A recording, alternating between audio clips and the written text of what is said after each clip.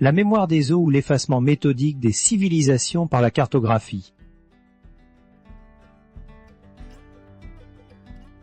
Il convient de commencer par un détail en apparence insignifiant, un élément si banal qu'il semble presque superflu de le mentionner au sein des grandes annales historiques. Il ne s'agit ni d'une bataille décisive, ni d'un palais enfoui sous les sables, ni d'une civilisation disparue dans un cataclysme, mais simplement d'un cours d'eau. Plus précisément, il s'agit de la suppression soudaine, coordonnée et teutée par des autorités étatiques. Du nom qu'un fleuve portait depuis des siècles, une appellation partagée par tous ceux qui vivaient sur ses rives, qui s'y abreuvaient, qui naviguaient et qui nommaient leurs enfants de sa présence. Un constat s'impose à mesure que la recherche progresse dans l'analyse de ces dynamiques. C'est avant d'effacer une civilisation de la mémoire collective, il n'est pas nécessaire d'assécher de dériver à leurs i, bien que ces méthodes programmatrices surviennent généralement plus tard. Il suffit, dans un premier temps, de modifier le nom de l'eau. Si cette entreprise est menée avec une rapidité suffisante, de manière exhaustive et simultanée, il ne faut qu'une génération ou deux pour que le souvenir de ce qui existait auparavant s'évanouisse, et pour que la signification originelle de l'élément akkatique soit définitivement oubliée par les populations locales.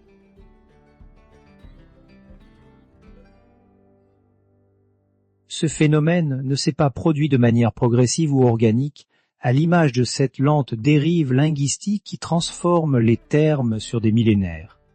La science historique, face à des créés unilatéraux, à des expéditions coloniales ciblées et à des systèmes hydrographiques entiers, s'étendant sur des centaines de kilomètres, dépouillés de leur identité nominale lors de vagues coordonnées, durant une fenêtre temporelle particulièrement restreinte.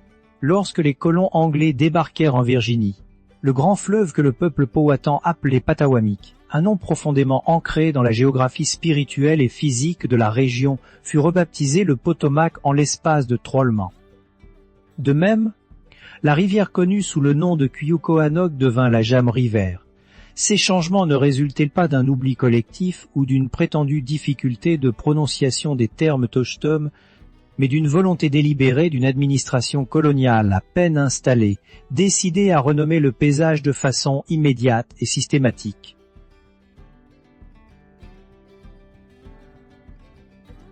Cette même logique s'est déployée dans le sud-ouest américain, où le fleuve que les nations Odam, et unis désignés par des appellations millénaires, devint soudainement le Rio Grande. Les populations locales avaient pourtant structuré toute leur existence et leur modèle social autour de ces eaux bien avant l'arrivée des puissances européennes. En Europe, et plus particulièrement en France, ce modèle de normalisation topographique prend d'une ampleur qu'il est impossible d'ignorer. Durant la période révolutionnaire de 1789, à une époque où des cités majeures comme Lyon ou Bordeaux perdaient temporairement leur nom par décret politique, les cartographes entreprirent ce que les archives décrivent sobrement comme une rationalisation de la nomenclature des cours d'eau. Plus de 2000 fleuves et rivières furent reclassés, standardisés ou intégralement renommés à travers le territoire national au cours d'une seule campagne administrative.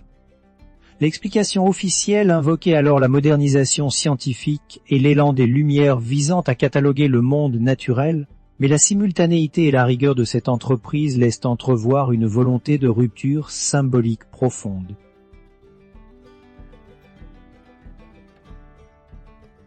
L'étude des cours d'eau s'avère bien plus révélatrice que celle des centres urbains pour comprendre ces mécanismes d'effacement. Les villes possèdent une nature malléable, très elle peut être construite, renommée, puis rebaptisée au gré des alternances politiques, comme l'a amplement démontré l'histoire du XXe siècle en Europe de l'Est, où plusieurs cités ont alterné entre des dénominations allemandes, russes et locales selon les forces d'occupation.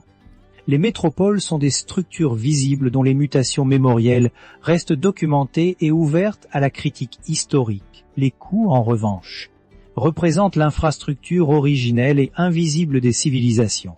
Bien avant l'avènement des réseaux routiers ou ferroviaires, les fleuves dictaient les flux commerciaux, les mouvements de troupes et l'implantation des foyers humains. Le nom d'un cours d'eau renfermait une somme de connaissances indispensables, trie son origine. Les connexions territoriales qu'il établissait et l'identité de la culture qui avait appris à en maîtriser les crues et les courants. Dès lors, une interrogation fondamentale surgit: pour quelle raison un pouvoir central reste-t-il le besoin de renommer un élément naturel? Si la modification du nom d'une ville telle présente politique évidente, un fleuve n'exerce aucun mandat et ne bat sous aucun pavillon. Pourtant, entre le XVIIe et le XIXe siècle, une convergence globale pousse les administrations à substituer aux hydronymes indigènes des appellations totalement déconnectées des réalités géographiques ou mémorielles du terrain.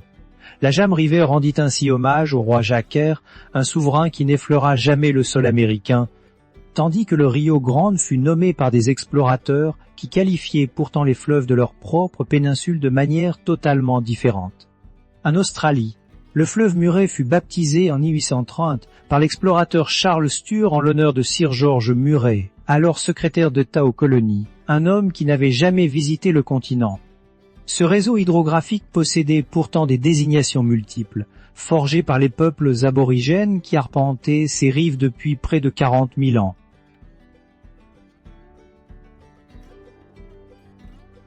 Face à ces faits, la thèse de la simple nécessité pratique ou de la commodité cartographique s'affaiblit. Il existe une divergence conceptuelle majeure entre le fait de consigner un nom existant sur une carte et celui de remplacer délibérément une nomenclature préexistante par une nouvelle terminologie officielle. Les recherches historiques contemporaines tendent à explorer une hypothèse plus complexe, celle d'une volonté systématique de rompre le lien organique unissant une communauté humaine à son environnement géographique. Cette rupture linguistique coïncide étrangement, dans les annales de la cartographie occidentale, avec une autre modification d'envergure. Entre 1601 et 1660, le terme de Tartarie, qui dans les atlas européens de Paris, d'Amsterdam ou de Londres, une immense étendue s'étendant de l'Asie centrale jusqu'aux confins de la Sibérie, disparaît brusquement des documents officiels. Le territoire physique demeurait inchangé, mais sa désignation globale s'évanouit au profit d'une description fragmentée, dominée par de nouveaux réseaux hydrographiques standardisés. Si précisément durant cette phase de transition que les grands fleuves de Sibérie et d'Asie centrale, tels que l'Oby, l'Irtych, l'Inissi ou la Lena, commencent à figurer sur les cartes occidentales sous des graphies et des classifications rigoureusement normalisées. Cette mise en ordre cartographique correspond à l'expansion de l'Empire russe, amorcée dès le XVIe siècle sous le règne de Ivan le Terrible et poursuivie par les expéditions cosaques jusqu'au Pacifique. Dans les documents administratifs qui succédaient aux pannes militaires, chaque cours d'eau recevait une dénomination officielle qui remplaçait les usages des populations locales. Les désignations antérieures cessèrent d'être reportées dans les registres impériaux. Ce processus pose la question de savoir si ces réformes constituaient une simple administration de routine ou s'il s'agissait d'une stratégie délibérée visant à neutraliser l'héritage culturel des entités territoriales antérieures, privant ainsi les anciens occupants de leur légitimité historique sur l'espace géographique. Toutefois, la modification sémantique d'un cours d'eau se heurte à une limite concrète et le fleuve demeure visible et tangible.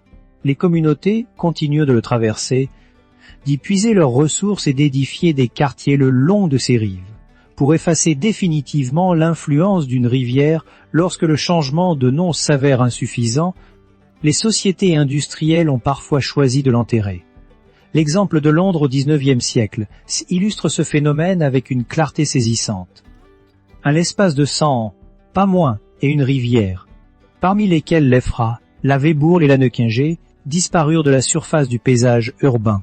Ces cours d'eau, qui avaient pourtant dessiné la topographie de la capitale et donné le nom à plusieurs districts historiques, furent canalisés, transformés en égouts collecteurs ou enfouis sous des structures routières neuves.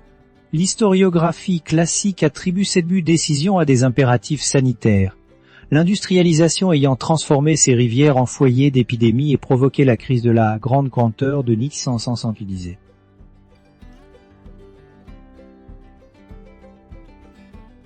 Si la crise environnementale et sanitaire était incontestablement réelle, l'examen détaillé de la chronologie révèle des contradictions.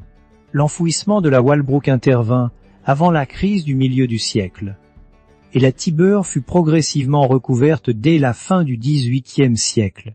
La gestion des eaux usées d'une métropole n'exige pas nécessairement l'oblitération complète réseau hydrographique. Elle requiert le traitement des effluents ou l'aménagement technique des berges.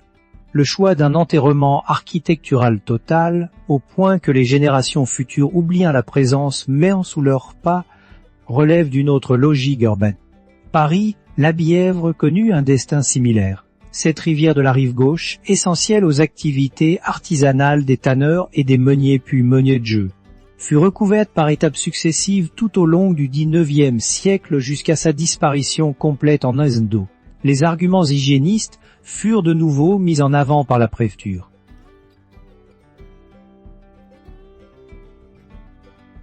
Il convient de noter que les grands axes comme la Seine ou la Marne ne furent jamais enfouis. L'effort de confinement se concentra sur la Bièvre, un cours d'eau intimement lié au quartier populaire touché par les grands travaux d'urbanisme du baron Haussmann dans les années 500 et 600. Ces grands chantiers, qui entraînèrent la démolition du Paris médiéval au profit des boulevards contemporains, se déroulèrent précisément au cours de la période qui vit s'effacer la Tartarie des repères centrographiques mondiales.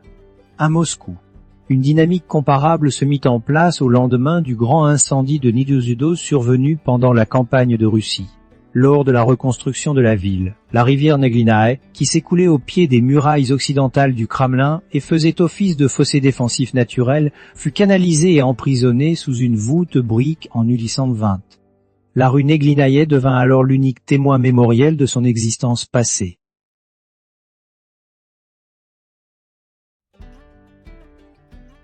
Les rapports officiels justifièrent cette transformation par la nécessité de prévenir les crues et de moderniser le centre historique. Néanmoins, l'omniprésence de ce procédé a travers à une réflexion globale. Pourquoi la reconstruction urbaine consécutive à des crises majeures telles que les guerres? Les révolutions ou les mutations industrielles se soldent-elles invariablement par l'effacement des réseaux hydrographiques secondaires plutôt que par leur intégration paysagère? Allons de Moscou. Le schéma demeure identique. Seuls les fleuves majeurs, indispensables à la survie économique et aux flux logistiques d'envergure, ont échappé à cette politique de confinement ou de substitution nominale. La Tamise et la Seine furent préservées en raison de leur importance stratégique disproportionnée, tandis que le Gange conserva son identité grâce à la continuité des institutions religieuses et culturelles qui célébraient son caractère sacré.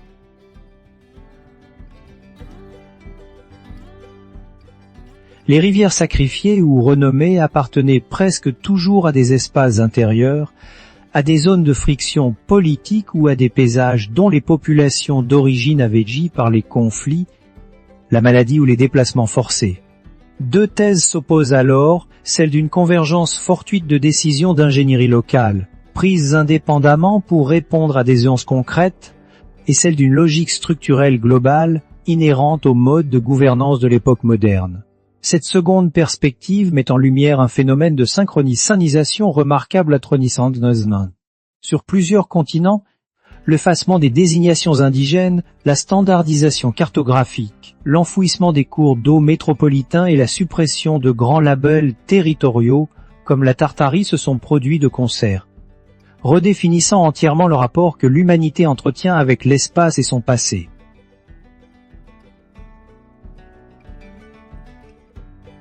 Pour les civilisations anciennes, les rivières constituaient le premier vecteur de transmission des savoirs et des ressources. Modifier leur identité ou les soustraire à la vue du public revient à interrompre le transfert de la mémoire collective accumulée par les sociétés antérieures. Aujourd'hui, les courants de la Bièvre, de la Neglinaï ou des anciennes rivières londoniennes continuent de s'écouler en secret sous le béton des capitales, préservant malgré tout leur cours originel au sein des infrastructures souterraines. La coïncidence temporelle entre l'effacement de ces repères hydrographiques et la disparition des anciennes nomenclatures régionales sur les cartes du monde soulève des questions fondamentales sondanières dont les structures de pouvoir modernes façonnent l'oubli et réécrivent l'histoire des paysages.